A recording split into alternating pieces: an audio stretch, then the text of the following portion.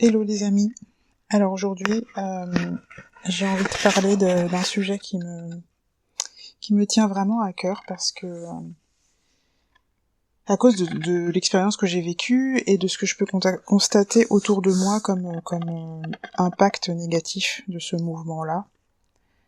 J'ai regardé pas mal de vidéos qui traitent de ce sujet d'ailleurs, enfin pas mal, j'en ai regardé quelques-unes en vrai, qui traitent du sujet du New Age et de sortir du New Age et des dérives de ce qu'on appelle la spiritualité, mais qui pour moi n'en est pas.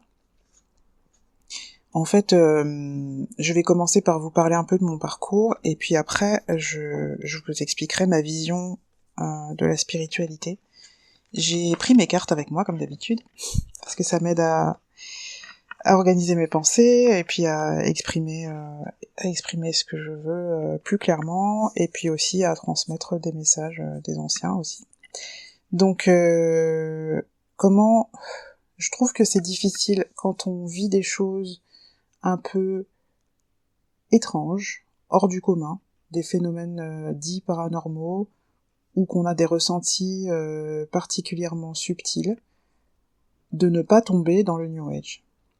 Parce qu'en fait, quand on vit ce genre de phénomène, et que on cherche des informations, les premières informations sur lesquelles on tombe, sur Internet, parce que c'est ça notre principale source d'information de nos jours, c'est tout ce contenu issu du New Age qui, je pense, parfois, même souvent, ne doit pas savoir qu'il est issu du New Age. Je pense que le New Age s'est substitué à ce qu'on appelle la spiritualité, en dehors des religions, sans qu'on s'en rende compte, en fait. C'est comme si ce mouvement-là avait pris une telle ampleur que maintenant, c'est lui qui définit la spiritualité. Et je trouve ça terrible parce que ça mène quand même à des choses pas... Enfin, moi, ça m'a fait beaucoup de mal, hein. Ça m'a fait énormément de mal, parce que, y a des principes qui sont partagés qui sont pas très bienveillants, il y a des croyances qui sont partagées, qui sont propagées comme étant justes et vraies, qui sont pas non plus très bienveillantes, qui en plus ont tendance à mener à une certaine scission d'avec l'entourage, parce que quand on commence à croire à l'existence sur un plan éthérique des dragons, des licornes, des fées et ce genre de choses, qui sont finalement une façon de traduire un certain type de vibration, mais c'est une façon erronée, comme une traduction erronée, en fait, selon mon vécu et selon mon point de vue. Et bien, du coup, qu'est-ce que ça fait quand on dit à son entourage que les dragons existent, que les fées existent, que les licornes existent, et que ce sont des êtres qui nous guident dans l'invisible? Ça fait que l'entourage nous considère comme soit à moitié fou, soit comme personne à fuir. Donc, en ce sens, propager ce type de croyance, c'est pas positif du tout. Ça ne mène pas à, une démocratisation, une valorisation et une propagation vertueuse de principes spirituels qui pourraient faire du bien. Voilà. Moi, enfin, sans rentrer dans les détails de ce que j'ai vécu, parce que ça n'aurait pas grand intérêt de déballer comme ça les détails de ma vie. Ensuite, je l'ai déjà fait à travers un article que j'ai publié sur mon blog, dont je te mettrai le lien, qui parle de mon parcours spirituel et comment et de comment toutes ces figures en plus en dehors des licornes, etc., toutes ces figures issues d'autres traditions religieuses. Et quand je dis autre, ça veut pas dire en dehors du christianisme, hein, ça veut dire autre que le New Age. Donc toutes les traditions religieuses, qui elles-mêmes comportent bien sûr des choses tout à fait justes, mais aussi des erreurs de traduction, comme je disais tout à l'heure, des choses qui sont perçues, ressenties, comprises de manière erronée, et qui du coup sont transmises de manière erronée. Sans compter tout ce qui est dogme, qui devient du coup comme une obligation, une condition sine qua non pour atteindre un certain degré d'éveil, ou de spiritualité, ou d'élévation. Pour moi, tout ça, c'est pas sain. C'est pas sain du tout. Donc oui, sortir du New Age, il y a des tas de gens qui cherchent à en sortir, et qui, probablement comme moi, à une époque, ont pensé que sortir du New Age, c'était sortir de la spiritualité. Alors que c'est pas du tout la même chose pour moi. Mais avant d'en arriver à ça, oui, je voulais parler de comment on peut cheminer spirituellement, s'informer sur les phénomènes dits paranormaux, ou en tout cas étranges, qu'on peut vivre au quotidien quand on est très sensible et qu'on connecte avec le subtil. Comment on peut s'informer sans tomber dans ce piège-là? Franchement, je sais pas. Donc c'est là que je vais demander aux cartes. Et j'ai pris avec moi l'oracle Amrita de Marie-Christine Chambon, que j'aime particulièrement, non pas pour ses références spirituelles, mais pour ses illustrations, ses peintures qui sont tellement vibrantes et magnifiques. Moi, ça m'inspire beaucoup, en tout cas. Donc je sais pas plonger dans le livret à dessein, parce que je sais qu'il y a des références qui ne me parlent pas forcément. Mais je suis particulièrement inspirée par les couleurs, les formes, les visages. Donc voilà, j'ai pris cet oracle-là parce que c'est un oracle qui est quand même très spirituel, et qui du coup va m'évoquer des choses par rapport à ce sujet-là, puisqu'il s'agit de spiritualité. Donc comment s'informer, comment vers quoi se tourner quand on se retrouve confronté à ce genre de phénomène, parce que il est là le problème. On est dans un monde où quand on vit ce genre de choses, on peut pas en parler, parce que tout de suite, ça serait signe de folie, ou de je ne sais quel trouble mental, ou je ne sais quelle, illusion, ou enfin voilà. Personne ne nous croit, ne nous prend au sérieux, donc comment faire si d'un côté on a les gens qui nous prennent pas au sérieux, et de l'autre on a les gens qui ne parlent que de New Age? Honnêtement, quand je repense à mon parcours, je sais pas comment j'aurais pu faire autrement que de tomber dans ces pièges-là, et c'est les anciens seulement qui m'en ont sorti. Vraiment, il y a personne d'autre qui m'a aidé. Donc voilà, puisque ce sont les anciens qui m'en ont sorti, je vais leur demander des conseils à propos de ça. Comment on peut s'informer de manière saine. J'ai les oreilles qui sifflent très fort. Je pense que c'est une sorte de débouchage. En ce moment, je vis des libérations de zinzin.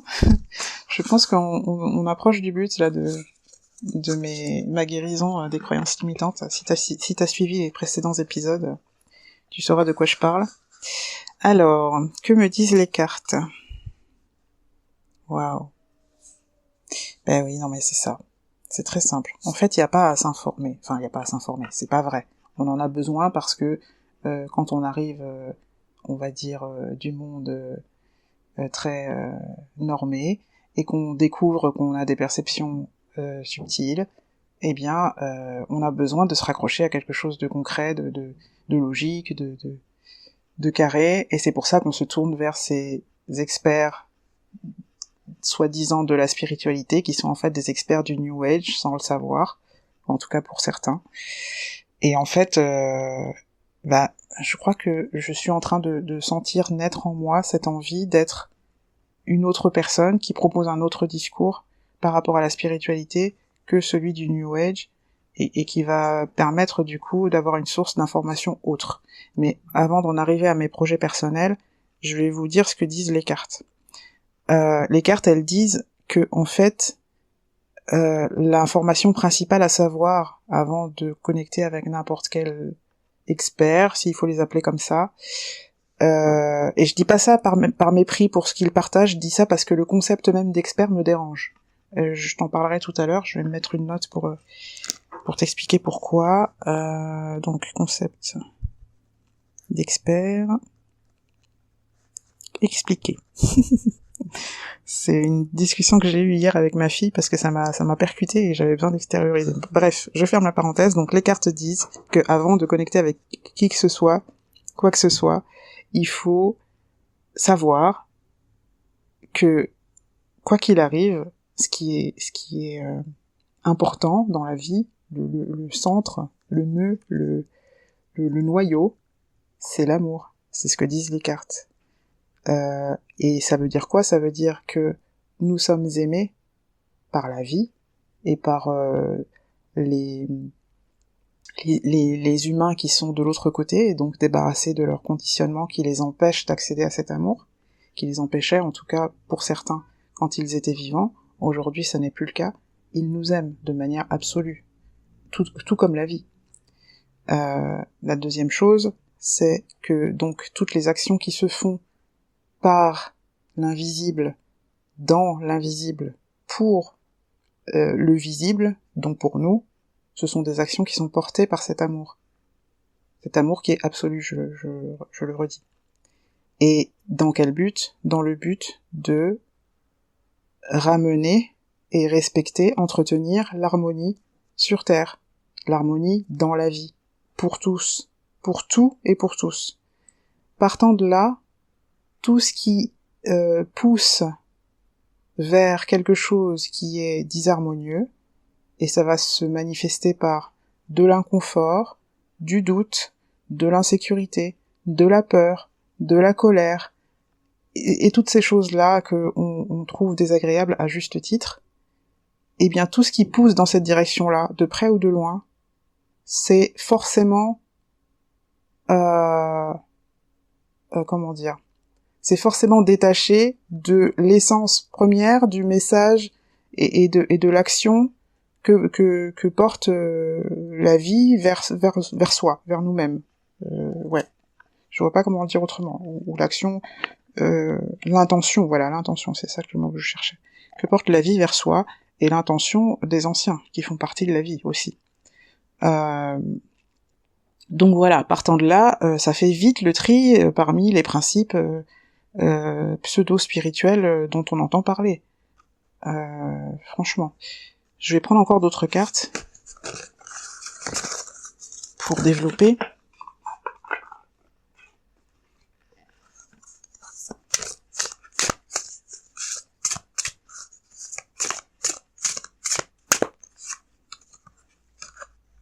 Oui, puis ouais, ça peut même aller jusqu'à des notions de désespoir. Moi, j'ai eu des moments où on m'a dit des choses sur ce qu'était la vie qui m'ont tellement chagriné, jusqu'au désespoir, jusqu'à parce que y a pas que le discours, il y a aussi le moment où on connecte avec ce discours-là. Ces personnes-là, elles balancent des informations comme ça à tout va, dont elles sont convaincues, hein, donc très bien, si ça leur convient, si ça ne gêne pas leur épanouissement, tant mieux.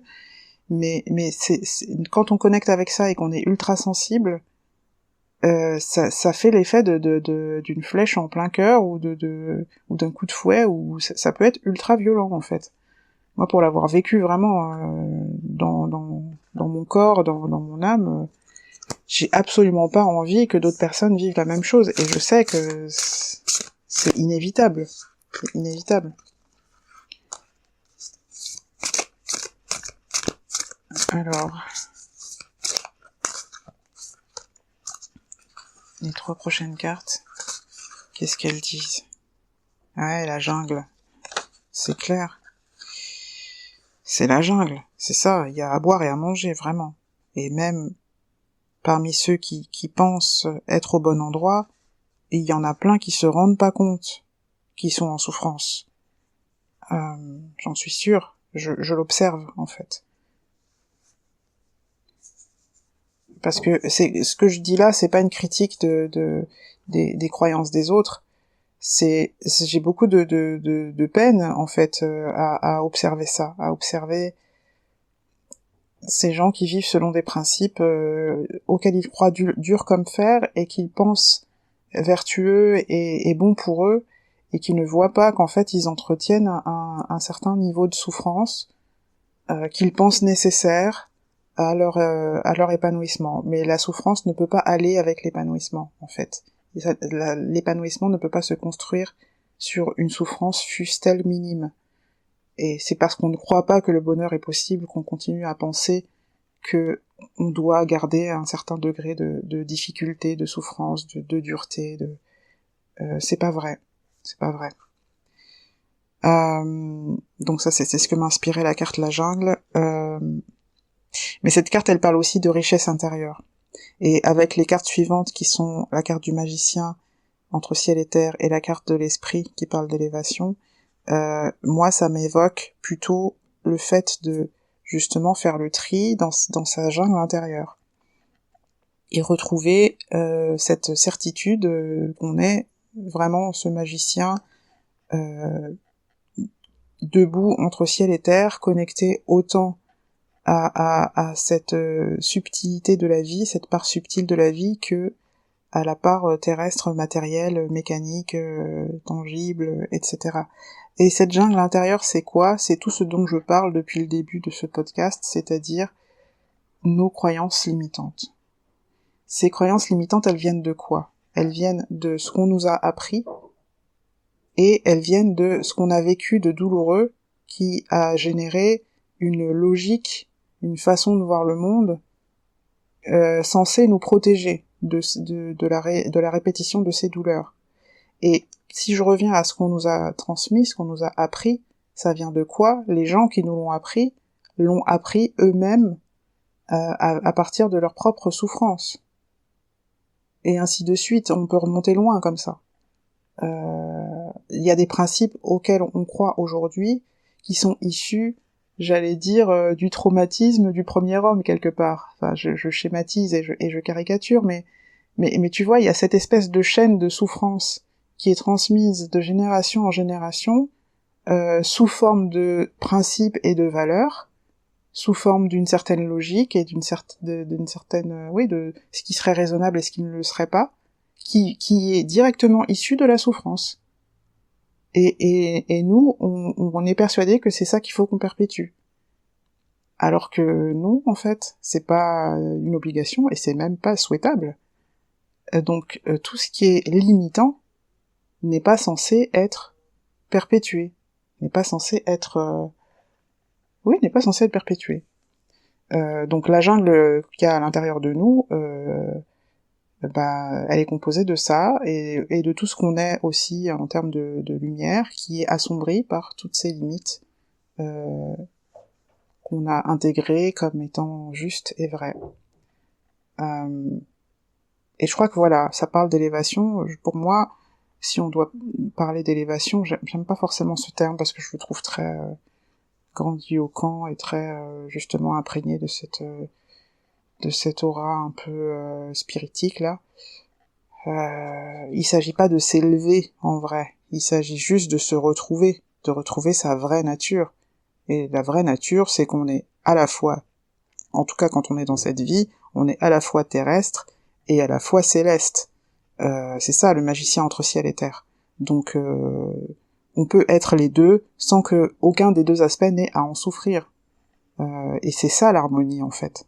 Donc plutôt que de chercher absolument à garder un certain degré de souffrance en croyant ainsi préserver la connexion avec le reste des humains, c'est pas une bonne idée. Hein. Moi, je pense qu'on a tout à gagner à oser s'affranchir complètement de la souffrance. Et oui, je suis persuadée que c'est possible. Ainsi, déjà, on montre l'exemple à d'autres gens qui auront envie de nous suivre. Et ensuite, si ça fait fuir certaines personnes, c'est que juste elles sont pas compatibles, mais ça veut pas dire qu'il y en a pas d'autres qui pourraient être compatibles avec ce positionnement. Certes, ça va pas se trouver en 5 minutes et on va pas se retrouver avec des hordes d'amis, mais qui a besoin d'avoir une horde d'amis? C'est tellement difficile à gérer déjà. En tout cas, quand on est comme moi, autiste, TDAH et tout ça, c'est compliqué d'avoir beaucoup d'amis. Donc déjà d'en avoir un ou une, c'est compliqué. Donc on n'a pas besoin d'avoir autant de connexions matérielles, humaines que ce qu'on pense, je crois. Et en tout cas, on a surtout besoin que ces connexions humaines soient de qualité. Donc ça sert à rien de vouloir absolument garder un pied dans le côté souffrant pour se sentir appartenir au groupe. je trouve que ça sert à rien. Après, c'est mon choix, chacun son choix, chacun son rythme aussi. Je dis ça aujourd'hui parce que j'ai fait tout un chemin et je suis passée par ces écueils-là aussi, et c'est d'ailleurs pour ça que je me permets d'en parler, parce que je l'ai vécu de l'intérieur, j'ai vu ce que ça m'a fait comme mal, et aujourd'hui j'en suis sortie et j'évolue autrement. Donc c'est pas une critique pour dire vous avez qu'à, etc. C'est pour dire voilà, moi j'ai vécu ça, ça m'a fait mal, on peut en sortir, allons-y, c'est tout. Donc, je vais voir si les anciens ont autre chose à dire avant que je passe à la suite. Non, ils me disent que je peux passer à la suite. Ok, alors, je voulais te parler du concept d'expert, donc, auquel je suis un petit peu allergique. Et je pense que ça joue beaucoup sur la façon dont je m'auto-sabote dans mon métier, dans ce que je veux faire. Parce qu'en fait, on est dans un monde où on a besoin de prouver que on maîtrise un sujet pour avoir le droit d'en parler publiquement. Et je trouve que c'est un petit peu injuste, parce que ça veut dire que seules les personnes qui ont étudié suffisamment, selon la façon d'étudier qui est admise par la majorité, sont considérées comme légitimes à parler d'un sujet. Je schématise, bien sûr, voilà, mais globalement, c'est quand même comme ça. Ça veut dire quoi ? Ça veut dire que pour pouvoir être respecté et être pris en compte par rapport à ce qu'on partage, il faut donc cocher certaines cases, et dans ces cases-là, il y a une case qui pour moi n'est pas assez valorisée, c'est la case de l'expérience personnelle. Alors même que, et peut-être que justement ce mouvement-là existe en réaction à ce que je viens de dire, le fait que plein de gens, grâce aux réseaux sociaux notamment, s'autorisent à partager leur expérience de manière publique, avec plus ou moins de réussite et plus ou moins de justesse. Et j'ai perdu le fil de ce que je voulais dire. Oui, comme on est dans un système comme ça qui est très qui valide uniquement ce qu'on appelle la science, ce qu'on appelle le modèle académique, eh bien quand on partage son expérience de manière libre comme ça, sans avoir sous le pied des validations d'aucune sorte, que sa propre expérience, eh bien on nous regarde avec méfiance, ou en tout cas avec peu de considération. Et je trouve que c'est dommage, parce que en fait, personne n'est expert de rien, en vrai. Il y a des gens qui tâtonnent, il y a des gens qui font des recherches, qui vont plus loin que d'autres gens, et donc ils maîtrisent un sujet plus que d'autres. Mais ça n'en fait pas d'eux des experts, dans le sens où il y a toute une part d'inconnu qui leur reste entre les mains ou entre les neurones. Ils ne savent pas tout, même si le discours global des grandes écoles ou même des petites écoles d'ailleurs, le discours global de l'école, c'est de dire quand on sait, on sait. Quand on sait, on est un maître. D'ailleurs, le mot maître, c'est comme ça qu'on appelle les instituteurs quand on est tout jeune. Maître, maîtresse, c'est celui qui sait. Donc voilà, la connaissance, ça permet, selon cette appellation, d'être au-dessus des autres.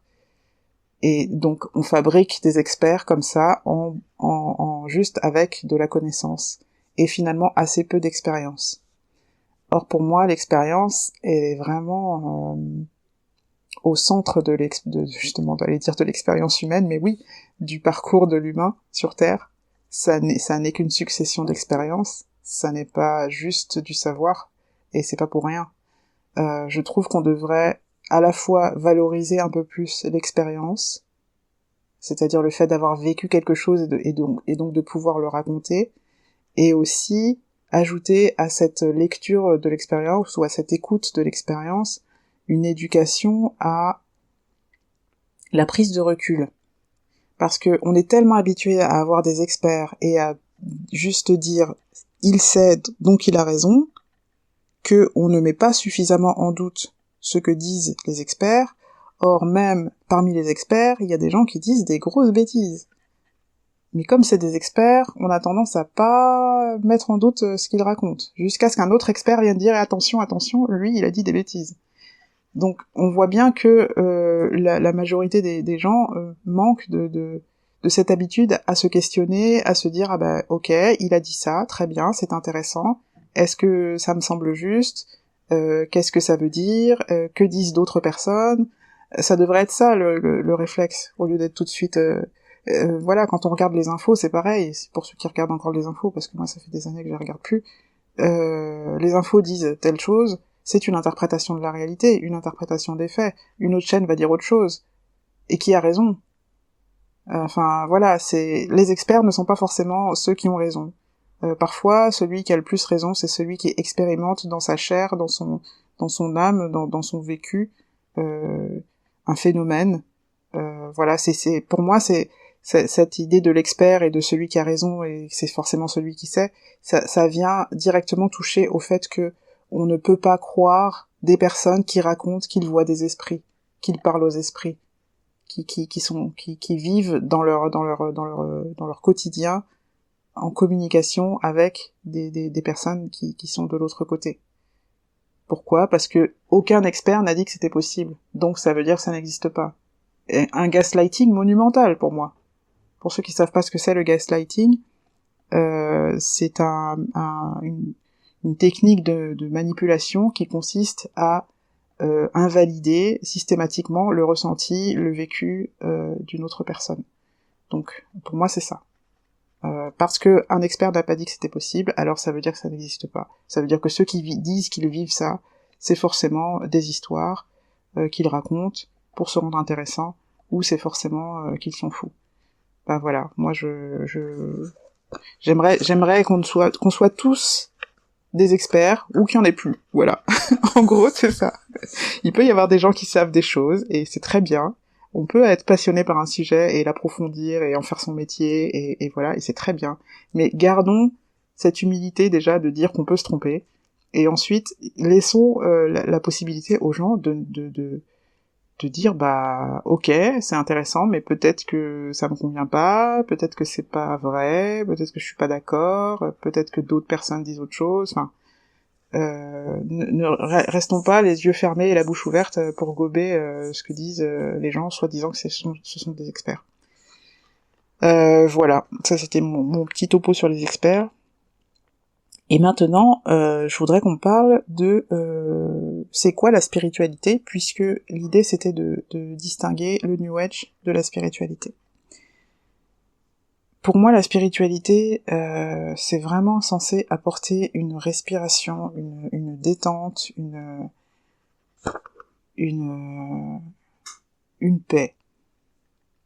Et pendant toutes ces années où j'étais confrontée au New Age sans m'en rendre compte, et je voudrais revenir sur ce point parce que je trouve que c'est vraiment délicat de même pas pouvoir mettre ce mot-là sur ce à quoi on dit oui. Je trouve ça vraiment délicat que ce mouvement-là soit pas suffisamment, ne dise pas son nom en fait. Voilà. On dit la spiritualité et en fait derrière c'est le New Age quoi. Et moi ça me terrifie cette histoire. Bref, j'ai déjà parlé de ça tout à l'heure donc je vais pas revenir dessus.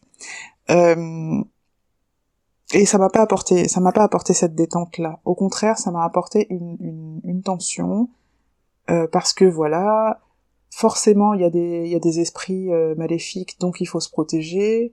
Donc on est en tension permanente de pas se faire attraper par ces esprits-là. Moi, ce que j'ai vécu dans le réel, quand je croyais à ça, non seulement ça a provoqué des perceptions fausses, c'est-à-dire j'avais des ressentis de ces énergies soi-disant sombres qui n'étaient pas réelles, que mon corps fabriquait, en fait, comme pour correspondre à ma croyance. Je sais pas comment expliquer ce phénomène-là. Mais en plus, les protections qu'on me disait d'appliquer ne fonctionnaient pas. Et c'est en observant ça que j'ai compris que le problème ne venait pas de ma personne parce que je ne faisais pas les protections comme il fallait, etc. Je suivais les choses à la lettre. Si prière il fallait dire, je priais. Si bougie il fallait allumer, j'allumais. Si encens il fallait brûler, je brûlais. Si bol tibétain il fallait sonner, je sonnais, il y avait aucun souci, je faisais tout à la lettre. Je suis hyper... quand on me donne un protocole, je le suis. Donc je sais que... Enfin, j'avais compris au bout d'un moment que c'était pas ça le problème. Et c'est progressivement, en continuant, malgré tout, à communiquer avec cet invisible que je ne comprenais pas, que j'ai donc connecté avec les anciens, et qui m'ont expliqué que ça ne disparaissait pas parce que ça n'était pas ça le problème. Ce qui faisait que je ressentais ces phénomènes, ces malaises, ces douleurs, etc., ça n'était pas des esprits malins. C'était l'expression corporelle de ce que je portais en moi comme interdiction, comme croyance limitante, comme empêchement à mon épanouissement. C'était comme des cris de douleur de mon corps, de laisse-moi libre, mais je ne savais même pas de quoi je n'étais pas libre. C'était le seul moyen qu'avait mon être de sonner l'alarme. Ça n'était pas encore dans ma conscience qu'il y avait autant de choses qui m'empêchaient d'être heureuse. Donc ça ne pouvait s'exprimer qu'à travers le corps. Et je l'ai interprété parce que quand j'ai consulté, parce que je comprends pas, j'ai tel problème, telle douleur, telle sensation, aucun médecin ne trouve ce que c'est, et même, voire même on me rit au nez ou on me renvoie d'où je viens, je me tourne vers les méthodes alternatives, qui sont en grande partie imprégnées du New Age, et qu'est-ce qu'on me dit ? Ah, vous êtes interféré, ah, vous avez une entité maléfique, vous avez ci, vous avez ça. Eh ben non, c'était pas ça en fait. Mais personne ne sait, à l'heure d'aujourd'hui, que le corps peut exprimer un mal-être global, psychique, psychologique, mal-être de vie, on va dire, à travers des symptômes qui ne correspondent à aucune maladie, ou qui parfois correspondent à une maladie, parce que quand ça va jusqu'à la maladie, ça arrive aussi, enfin je veux dire, c'est pas l'un ou l'autre, c'est l'un et l'autre. Simplement, certains liens n'ayant pas été faits entre l'émotionnel et le physiologique par la médecine, en tout cas par les médecins auxquels on est confronté dans le quotidien, eh bien c'est difficile de trouver des réponses quand on vit comme ça des phénomènes inexplicables par la médecine, inexplicables par ce qu'on appelle la science. Donc voilà. Je me sens comme si j'avais été traversée par un courant d'information, je sais pas comment dire, comme si j'avais été en canalisation, en transmission médiumnique, alors que c'était moi qui parlais de mon expérience. Mais du coup, là, c'est comme si je me réveillais dans la sensation que j'ai, c'est comme si je me réveillais de cette transmission et je ne sais même plus ce que j'ai raconté. C'est ce qui se passe quand je suis en transmission médiumnique. Donc, j'étais en train de parler, je reprends mes notes, de ce qu'est vraiment la spiritualité. Donc la spiritualité, à la base, si je me souviens bien de la définition de la chose dans le dictionnaire, c'est juste la recherche d'un sens à la vie qui va au-delà de la simple logique mathématique terrestre, on va dire. Un sens qui parlerait de la place qu'on a dans le grand tout. Quelque chose de cet ordre-là. Donc on voit bien que ça ne veut pas forcément dire ni qu'il faut croire aux licornes et aux dragons, ni qu'il faut absolument méditer tous les jours, ou s'ancrer à la terre, ou ce genre de choses. Ces pratiques répétitives, pour moi, elles sont enfermantes. Moi, elles m'ont enfermée en tout cas. Et puis à un moment donné, pour parler par exemple des méditations d'ancrage, je me suis dit, mais je suis déjà sur Terre, je suis déjà dans un corps, pourquoi j'aurais besoin de m'ancrer en plus si je suis déjà là? Je comprenais pas. Ça me paraissait, au début je le faisais parce qu'on me disait de le faire, et à force de me poser des questions et de prendre du recul sur ce que je faisais et pourquoi je le faisais, je me suis dit, mais ça n'a pas de sens en fait, on est déjà incarné, on est déjà sur Terre, pourquoi on a besoin de faire des méditations pour encore plus être sur Terre? Je comprenais pas. Pour moi, l'ancrage, et ça m'a été expliqué plus tard par les anciens, pour moi l'ancrage c'est d'abord se sentir en sécurité là où on est. Parce que quand on a envie de quitter son corps ou de quitter la Terre, ça veut dire qu'on n'est pas bien là où on est, c'est tout. Et c'est pas une méditation qui va régler ce problème-là. C'est aller voir au fond de soi qu'est-ce qui fait qu'on a envie de partir à ce point. Donc, Et pour moi, l'ancrage, c'est ça, c'est sortir de l'insécurité et apprécier son existence. Donc j'ai arrêté, à partir du moment où j'ai pris conscience de ça, j'ai arrêté de faire des méditations d'ancrage et ça n'a absolument rien changé à ma vie. Déjà, quand je les faisais, ça changeait rien à ma vie. Alors bien sûr, faire de la méditation, c'est toujours agréable, c'est un moment de calme, d'apaisement, etc. Donc voilà, pour moi c'était comme une séance de relaxation, mais ça avait pas plus d'effet que ça sur moi. Je me sentais pas particulièrement plus ancrée, enfin voilà. Donc c'est un exemple, hein, c'est pas... Et puis si t'as envie de faire des méditations d'ancrage, fais-le. De toute façon, fais ce qui te fait plaisir et ce qui te fait du bien. La question n'est pas de dire il faut absolument arrêter de faire ci ou ça. La question c'est de dire retrouve ta liberté, en fait. Si on te dit qu'il faut absolument faire ceci ou cela pour atteindre je ne sais quel état ou obtenir je ne sais quel résultat, est-ce que c'est vraiment vrai? En matière de spiritualité, c'est pas forcément vrai, parce que normalement, t'es pas censé te retrouver enfermé dans un système quand tu t'ouvres à la spiritualité. T'es au contraire censé te libérer de tout système. En tout cas, c'est comme ça que je perçois les choses, que je les ressens, que je les vis, et qu'elles m'ont été expliquées par les anciens. Donc, je vais prendre des cartes sur cet aspect, sur qu'est-ce que la spiritualité, et qu'est-ce qu'elle est censée nous apporter, comment elle est censée nous accompagner.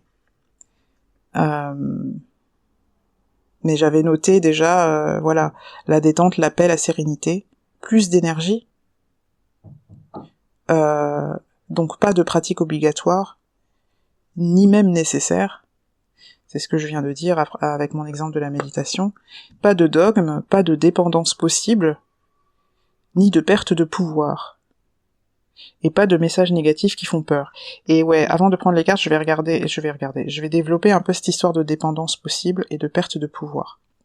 Et là, je parle pas de la dépendance à un personnage, à un gourou, à une personne physique, hein. Je parle de la dépendance supposée à des pratiques de divination ou de communication avec l'invisible. Je pense qu'il faut savoir de quoi on parle. Les gens qui ont peur d'être dépendants de la divination ne deviennent pas dépendants de la divination. Ils deviennent dépendants de leur soif de trouver des réponses et d'être rassurés par rapport à leur propre vécu. C'est ça qui se passe en fait. Donc c'est pas le fait de communiquer avec l'invisible qui peut créer la dépendance. De toute façon, le problème il existe à la base, et que ce soit cette source-là ou une autre qui soit utilisée pour cristalliser ce besoin-là de la personne, ça n'a aucune importance. La dépendance, globalement, elle ne vient que parler d'un manque et d'un besoin vital qui n'est pas satisfait.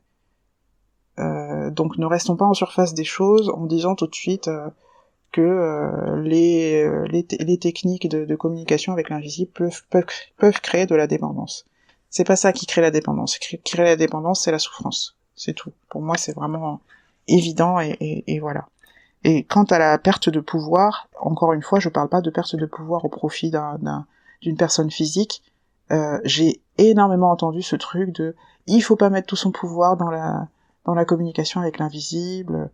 Le nombre de fois que j'ai entendu ça quand j'étais dans ce type de croyance, mais mon Dieu, je comprenais pas, là encore, je ne comprenais pas. On me parle d'un univers qui est tout bienveillant, mais on peut pas lui faire confiance. On me parle de guides qui sont, pareil, tout bienveillants, mais il faut faire attention à pas leur remettre notre pouvoir. Déjà, c'est quoi cette histoire de pouvoir? Pouvoir sur quoi? Pouvoir de quoi?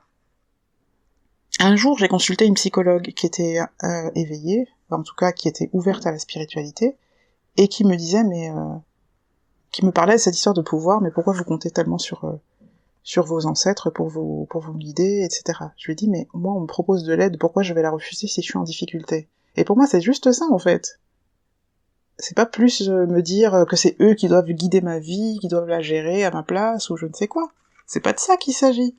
Mais on me propose de l'aide, j'en ai besoin, je dis oui. C'est aussi simple que ça.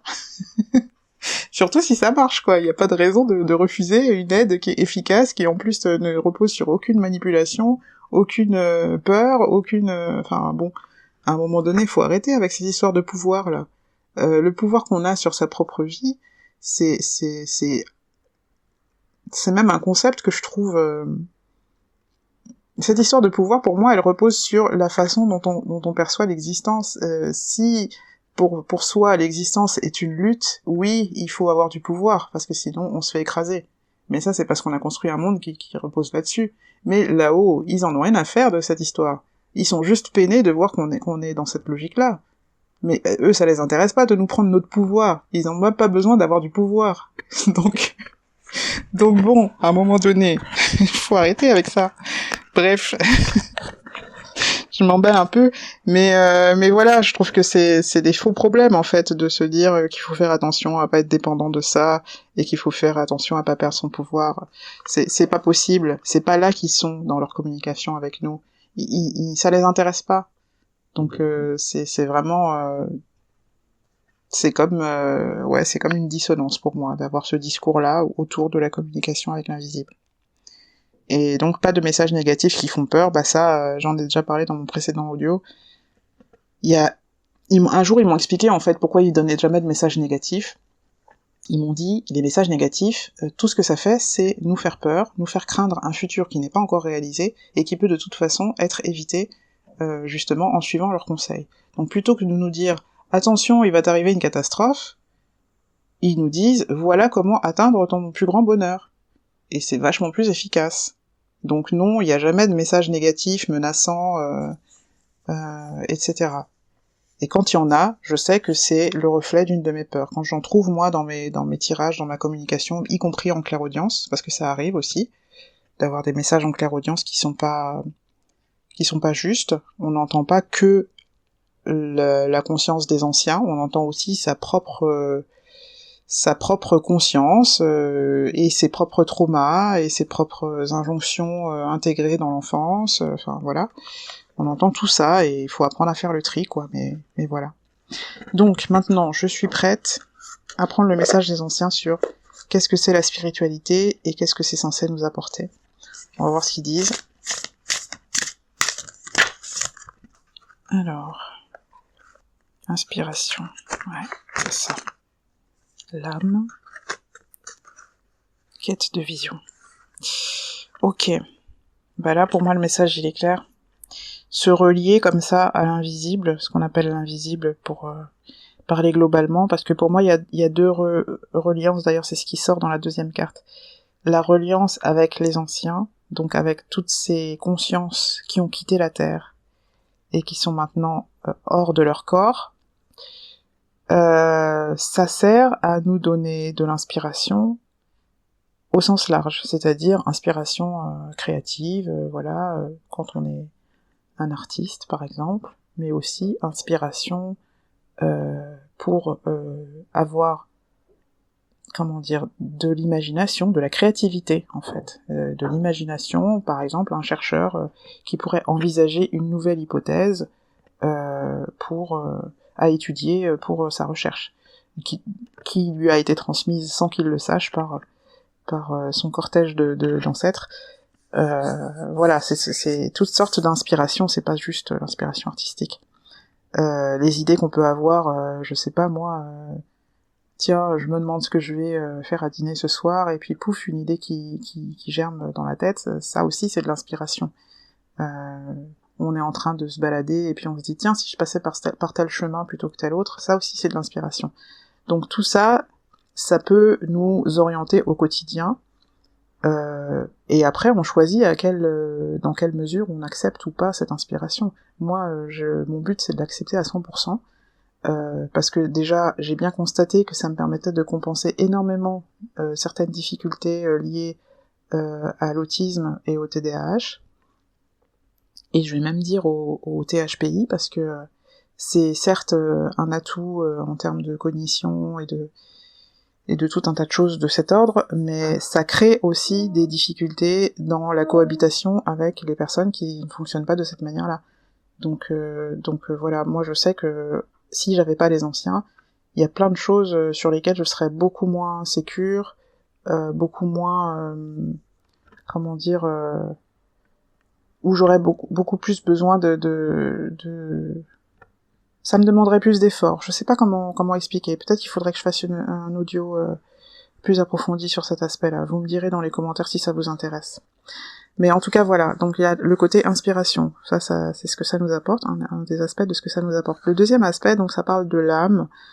J'ai pas trouvé d'autres mots pour désigner cette partie de nous qui est dénuée de toutes ces contingences terrestres et de toutes ces limitations. Je pourrais dire notre conscience la plus pure.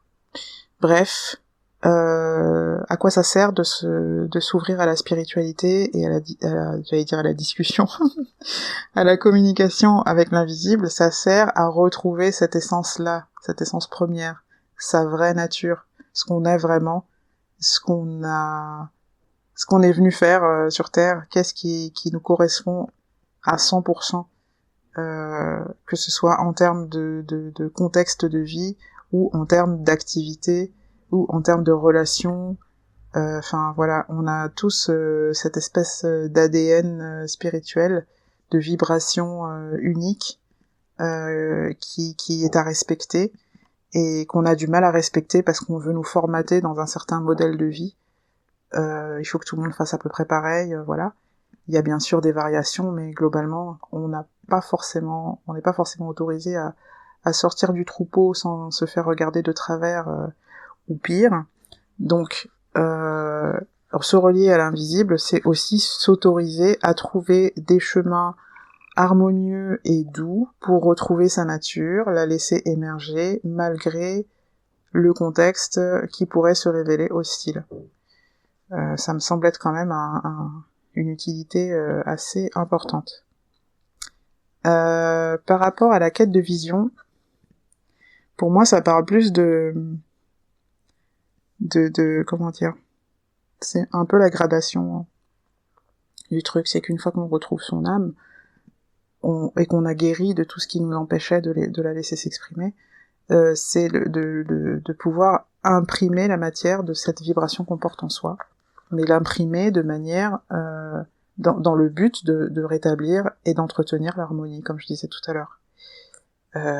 C'est ça, la quête de notre existence, c'est se retrouver, puis impacter le monde de manière positive, laisser sa contribution jusqu'à la prochaine incarnation, s'il y en a, parce que je pense pas que tout le monde se réincarne, mais bref, ça c'est encore une autre histoire.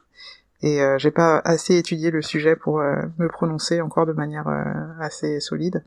Mais bref, tout ça pour dire, voilà, c'est ça. À quoi ça sert la spiritualité? Ça sert à ça, pouvoir impacter l'existence de manière positive et d'une manière qui contribue au mouvement global vers l'harmonie. Parce que même si ça n'en a pas l'air, il y a quand même un mouvement global de la nature, de la vie vers l'harmonie. Voilà, et ben ça me semble être assez complet sur ce sujet-là que je voulais aborder. J'espère que ça t'a été utile, que ça va t'aider à réfléchir et peut-être à te positionner. N'hésite pas à me laisser des petits commentaires sur ce que ça t'aura fait germer comme réflexion, comme idée, voilà. Et puis si t'as envie que je traite d'autres sujets aussi, tu peux me laisser un commentaire pour ça. Je te remercie pour ton écoute. À la prochaine.